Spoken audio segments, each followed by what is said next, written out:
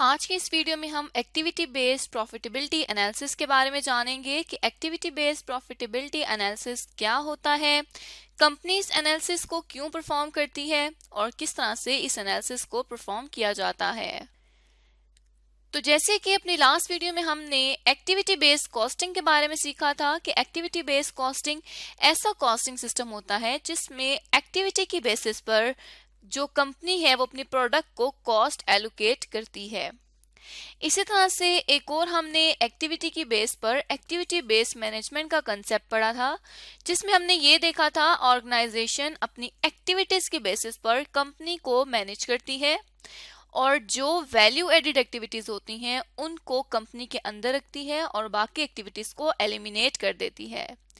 इसी तरह से अभी हमने एक्टिविटी बेस्ड प्रॉफिटेबिलिटी एनालिसिस के बारे में जानना है। तो अगर एक्टिविटी बेस्ड प्रॉफिटेबिलिटी एनालिसिस की बात की जाए तो ये एक ऐसा प्रॉफिटेबिलिटी एनालिसिस होता है जिसमें कंपनी जो है या ऑर्गेनाइजेशन जो है वो एक्टिविटी की बेसिस पर वो काम जो कंपनी में हो रहे हैं उन कामों की उन एक्टिविटी की बेसिस पर अपने प्रॉफिट को एनालाइज करती है कि क्या कंपनी प्रॉफिट की सिचुएशन में है या नहीं है। जैसे कि अगर हम एक एग्जाम्पल के थ्रू समझें तो यहाँ पर हमारे पास एक कंपनी है बेला इनकॉर्पोरेशंस। हम एज्यूम करते हैं कि बेला इनकॉर्पोरेशंस जो है वो बेवरेजेस बनाती है। कंपनी के पास डिफरेंट कोल्ड ड्रिंक्स, जूसेस, माल्ट्स और डिफरेंट प्रोडक्ट्स बनती हैं। अब जब कंपनी ने ये प्रोडक्ट्स बनानी हैं तो कंपनी इन प्रोडक्ट्स को बनाने के लिए डिफरेंट काम करेगी, मतलब डिफरेंट एक्टिविटीज को परफॉर्म करेगी। जैसे कि ये चीज़ें बनाने के लिए ड्रिंक्स, जूसेस, माल्ट्स एटसेट्रा, ये सब चीज़ें बनाने के लिए कंपनी को मैन्युफैक्चरिंग करनी पड़ती है, कंपनी को ये चीज़ें बनानी पड़ती हैं। अब जब कंपनी मैन्युफैक्चरिंग कर लेती है तो कंपनी ने प्रॉफिट की सिचुएशन में रहने के लिए अपनी प्रोडक्ट को सस्टेन भी करना होता है, अपनी प्रोडक्ट को जारी रखना होता है। उसके अलावा कंपनी ने अपनी प्रोडक्ट की इम्प्रूवमेंट भी करनी होती है ताकि कंपनी जो है वो प्रॉफिट की सिचुएशन में रह सके और अपनी प्रोडक्ट से मार्केट को कैप्चर कर सके, मार्केट में एक अच्छा नाम बना सके। उसके अलावा जिन मशीन्स पर ये कोल्ड ड्रिंक्स बनेंगी, कंपनी उन एसेट्स की, उन प्लांट्स की, उन मशीन्स की मेंटेनेंस भी करवाती है। तो यहाँ पे हम देख सकते हैं कि हमने डिफरेंट एक्टिविटीज काउंट की हैं जो कि एक ऑर्गेनाइजेशन में परफॉर्म की जाती हैं। अब अगर कंपनी ने ये जानना हो इन एक्टिविटीज की बेसिस पर कि क्या कंपनी प्रॉफिटेबल है या नहीं है, तो कंपनी क्या करेगी, एक्टिविटी बेस्ड प्रॉफिटेबिलिटी एनालिसिस को परफॉर्म करेगी। इस एनालिसिस को परफॉर्म करके कंपनी को यह पता चलता है कि कौन सी एक्टिविटीज से कंपनी को प्रॉफिट आ रहा है और कौन सी एक्टिविटीज से कंपनी को प्रॉफिट नहीं आ रहा। मतलब प्रॉफिटेबल और नॉन प्रॉफिटेबल एक्टिविटीज का कंपनी को पता चलता है और कंपनी फिर उसके थ्रू इम्प्रूवमेंट की तरफ जा सकती है। तो अब हम एक्टिविटी बेस्ड प्रॉफिटेबिलिटी एनालिसिस को स्टार्ट करते हैं कि हम किस तरह से कंपनी के लिए activity based profitability analysis perform कर सकते हैं। अब इस एनालिसिस को परफॉर्म करने के लिए कंपनी जो है वो डिफरेंट स्टेप्स लेती है, मतलब डिफरेंट लेवल्स ऑफ एक्टिविटी पर या डिफरेंट एक्टिविटीज पर कंपनी अपने जो प्रॉफिट है उसको एनालाइज करती है। जैसे सबसे पहला जो लेवल है जहां पे कंपनी अपने प्रॉफिट को एनालाइज करती है वो है यूनिट लेवल प्रोडक्ट कंट्रीब्यूशन। मतलब जो यूनिट्स हैं, यूनिट हमारे पास यहाँ पे कोल्ड ड्रिंक्स होंगी, तो कोल्ड ड्रिंक की जो एक यूनिट है, जो एक कोल्ड ड्रिंक की बॉटल है, उस बॉटल पर कंट्रीब्यूशन कितना है वो यहाँ पर लिखा जाएगा। अब लेट्स सपोज कि हमारे पास 3 तरह की बॉटल्स आ रही हैं, बॉटल ए, बॉटल बी, बॉटल सी, जिसे हम कोल्ड ड्रिंक ए, बी और सी भी कह सकते हैं। लेट्स सपोज के यूनिट लेवल पर जो ए है उसका कंट्रीब्यूशन है 100 रुपीज, बी का कंट्रीब्यूशन है 200 रुपीज और सी का कंट्रीब्यूशन है 500 रुपीज। अब ये जो कंट्रीब्यूशन है ये यूनिट लेवल पर है।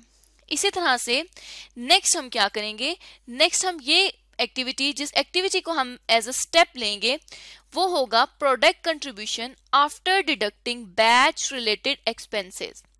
यहाँ ऊपर हमने जो बात की थी वो हमने यूनिट लेवल प्रोडक्ट कंट्रीब्यूशन की बात की थी। यहाँ पे बैच से रिलेटेड जितने एक्सपेंसेस होंगे उनको रिड्यूस करके प्रोडक्ट का कितना कंट्रीब्यूशन आएगा उसको हम लिखेंगे। तो यहाँ पर 3 प्रोडक्ट्स हैं, ए, बी और सी। इन प्रोडक्ट्स को जब ग्रुप में बनाया जाता है तो उस ग्रुप को कहा जाता है बैच। जैसे कि एक बैच में लेट्स सपोज 100 जो है वो बॉटल्स बन रही हैं कोल्ड ड्रिंक ए की, तो इसे हम कहेंगे कि ये बैच से रिलेटेड जो है वो हमारे पास इंफॉर्मेशन है। अब इन 100 बॉटल्स पर हम एज्यूम करते हैं कि 20 रुपीज का एक्सपेंस आ रहा है। तो ये अब जो बैच के ऊपर एक्सपेंस आ रहा है 20 रुपीज का, इसको रिड्यूस करने के बाद जो कंट्रीब्यूशन बच जाएगा ऑर्गेनाइजेशन सेकेंड एक्टिविटी में उस कंट्रीब्यूशन को लेगी। लेट्स सपोज कि यहाँ पर 98 रुपीज का कंट्रीब्यूशन बच जाता है।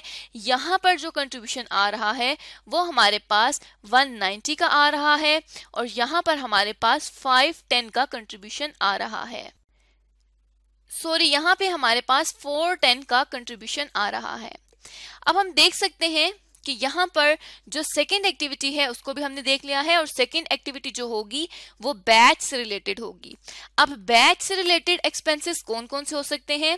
मे बी ऑपरेट करने का एक्सपेंस हो, मशीन को ऑपरेट करने का एक्सपेंस हो, जिसमें ये 100 यूनिट्स बनते हैं उसमें हो सकता है उस मशीन में तेल डलता हो, तो ये जो है ये बैच से रिलेटेड एक्सपेंस होगा। तो यहाँ पर दूसरा स्टेप हम देख चुके हैं। थर्ड नंबर पे हमने वो कंट्रीब्यूशन लिखना है प्रोडक्ट का जो कि प्रोडक्ट सस्टेनिंग एक्सपेंस को एलिमिनेट करने के बाद होगा। अब इसमें क्या हो सकता है? इसमें इंप्रूवमेंट हो सकती है। जब इंप्रूवमेंट की जाएगी तो प्रोडक्ट जो है वो सस्टेन रहेगी। तो इंप्रूवमेंट की कॉस्ट आ सकती है, रिसर्च एंड डेवलपमेंट की कॉस्ट आ सकती है, एडवर्टाइजमेंट, डिस्ट्रीब्यूशन, ये तमाम जो है वो यहाँ पर कॉस्ट आ सकती हैं। तो अब हमने क्या करना है कि वो प्रोडक्ट का कंट्रीब्यूशन लेना है जो सस्टेन एक्सपेंस भी जिसमें से रिड्यूस हो जाएगा।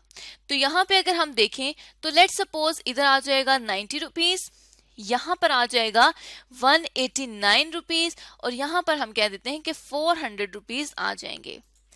इसी तरह से ये हमारे पास थर्ड एक्टिविटी हो चुकी है। नेक्स्ट फिर हमने प्रॉफिटेबिलिटी एनालिसिस में क्या करना है कि प्रोडक्ट लाइन पर चले जाना है। मतलब एक जैसे जो प्रोडक्ट हैं उनको एक लाइन में रखा जाता है। जैसे हमने बात की कि ये ए, बी, सी जो हैं ये हमारे पास कोल्ड ड्रिंक्स हैं, तो ये जो लाइन हो जाएगी ये प्रोडक्ट लाइन 1 हो जाएगी। इसी तरह से हम एज्यूम कर लेते हैं कि हमारे पास जूसेस हैं जिसको हम कहेंगे कि जूसेस की प्रोडक्ट 1, 2 और 3 है।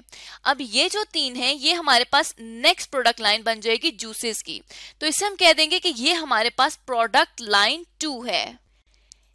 इसी तरह से माल्ट की बनाएंगे तो प्रोडक्ट लाइन 3 बन जाएगी।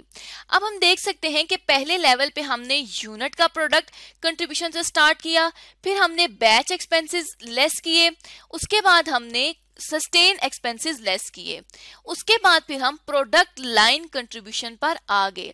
तो इस तरह से हम देख रहे हैं कि हम एक एक स्टेप, एक एक एक्टिविटी पर बढ़ते चले जा रहे हैं और प्रोडक्ट लाइन के कंट्रीब्यूशन तक आ चुके हैं।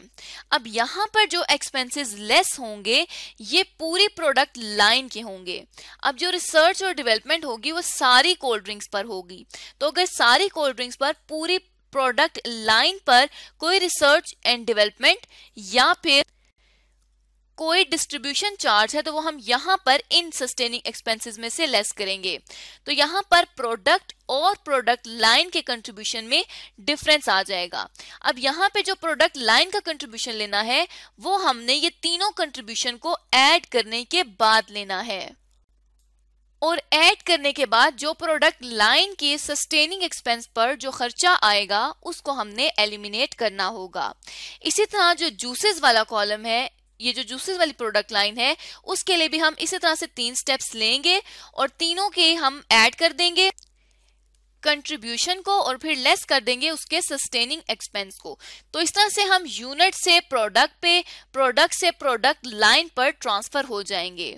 फिर हमने क्या करना है कि जो लास्ट एक्टिविटी हम रिकॉर्ड करेंगे या जो लास्ट स्टेप हमने इस प्रोसेस का करना है, इस प्रॉफिटेबिलिटी एनालिसिस का करना है, वो है कि जिस प्लांट में ये कोल्ड ड्रिंक और ये जूसेस बन रहे हैं उस प्लांट की, वो प्लांट जो है वो कंपनी के लिए फैसिलिटी है।